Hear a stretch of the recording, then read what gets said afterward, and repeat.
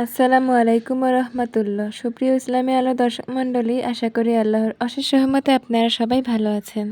আজকে জানাবো কেউ আঘাত দিলে কিভাবে নিজেকে কন্ট্রোল করবেন। আজকাল ভালো মানুষরাই বেশি কষ্ট পায়, আর তারা পরিস্থিতির শিকার হয়ে খারাপ ব্যবহার করতে থাকে। তো এই সকল ব্যাপারে আজকে জানাবো। তো চলুন শুরু করা যাক। কিন্তু যারা এখন আমার চ্যানেলটি সাবস্ক্রাইব করেনি তারা এখন সাবস্ক্রাইব করে দিয়ে পাশেই থাকবেন। তো চলুন শুরু করি। 1 নম্বর, নিজের কাজে স্বচ্ছ থাকা। কেউ খারাপ হলে আপনিও খারাপ হন, এতে এত ভালো হয়ে কি হবে?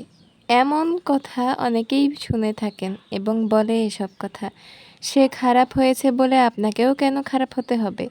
এটি পুরো অসত্য একটি কথা। আসলে হচ্ছে, নিজের কাছে নিজেই সত্য থাকুন।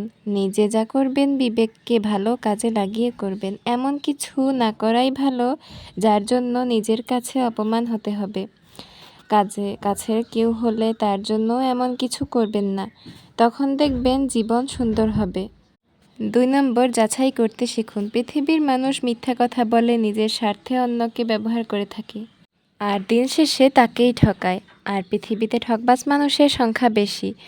কোনো মানুষকে বিশ্বাস করার আগে অবশ্যই যাচাই করে নেবেন। বিবেককে কাজে লাগিয়ে যাচাই করুন, তাতে কিছু হলেও আপনি নিরাপদ থাকতে পারবেন।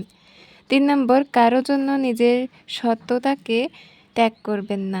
আপনি কারো কথায় প্ররোচিত হয়ে কোনো খারাপ কাজে লিপ্ত হবেন না বা কোনো খারাপ কিছু করবেন না।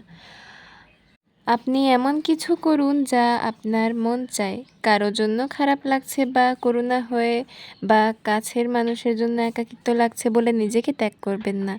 মনে রাখুন, আল্লাহ যা করবেন তা আপনার ভালোর জন্যই করবেন। আপনাকে যদি কেউ না বুঝে ও বন্ধুত্ব নষ্ট করে বা সে তার মনের সুখে থাকতে পারে, তাহলে আপনি কেন তার জন্য কষ্ট পাবেন? আল্লাহ কিন্তু যা করেন ভালোর জন্যই করবেন। হতে পারে আল্লাহ আপনার জন্য ভালো কিছু লিখে রেখেছেন। সে হোক আপনার লাইফ পার্টনার, সে হোক আপনার বিজনেসম্যান, যেই হোক না কেন। চতুর্থত, দুর্বলতাকে হাতিয়ার করে তুলুন। আপনি একজন সত্যবাদী ও দয়ালু মানুষ ও আবেগী মানুষ, আর এটাই আপনার দুর্বলতা। এই দুর্বলতার জন্য কি সবাই আপনাকে আঘাত করে? আল্লাহ তাআলা কোরআনে বলেছেন, তোমরা মন্দকে ভালো দ্বারা প্রতিহত করো। নিজেকে কখনো ছোট মনে করবেন না। এখনকার পৃথিবীতে নরম মনের মানুষ পাওয়া খুব ভাগ্যের ব্যাপার, বিশাল একটা ব্যাপার। আর এটাই আপনার বড় একটি হাতিয়ার। 5 নম্বর, ইগনোর করুন। আপনি বুঝতে পারছেন না কখন কার সাথে সম্পর্ক ভাঙা উচিত, সম্পর্ক করা উচিত, বন্ধুত্ব করা উচিত বা বন্ধুত্ব ভেঙে ফেলা উচিত, এসব আপনি বুঝতে পারছেন না। কেউ অন্যায় করলে সেটা যদি ছোট বিষয় হয় তবে ক্ষমা করে দিন। মানুষ মাত্রই তো ভুল। যত বেশি ক্ষমা করবেন মন ততই উদার হবে এবং শান্তিতে থাকতে পারবেন। অনেক সময় পরিস্থিতির শিকারে ভুল হয়ে যেতেই পারে। ভুল করা লোকটিকে যদি ঘৃণা করতে থাকেন তাহলে তার একটা ভুলের পর আরও যে 9টা গুণ আছে সেগুলো থেকে আপনি বঞ্চিত হবেন। তাই সম্পর্ক বিচ্ছিন্ন করবেন না, ক্ষমা করে দিন। যদি একই মানুষ দ্বারা আঘাত পেতেই থাকেন তাহলে ক্ষমা করুন, ঠিক আছে। যদি মনে হয় লোকটি অনেক খারাপ, একের পর এক আপনার সঙ্গে অন্যায় করেই চলেছে, বদমেজাজি করে চলেছে, তাহলে তাকে আপনার জীবন থেকে সরিয়ে নিন। তার জন্য মন থেকে হেদায়েতের জন্য দোয়া করুন এবং মনে তার জন্য কোনো আঘাত রাখবেন না, না কোনো কষ্ট।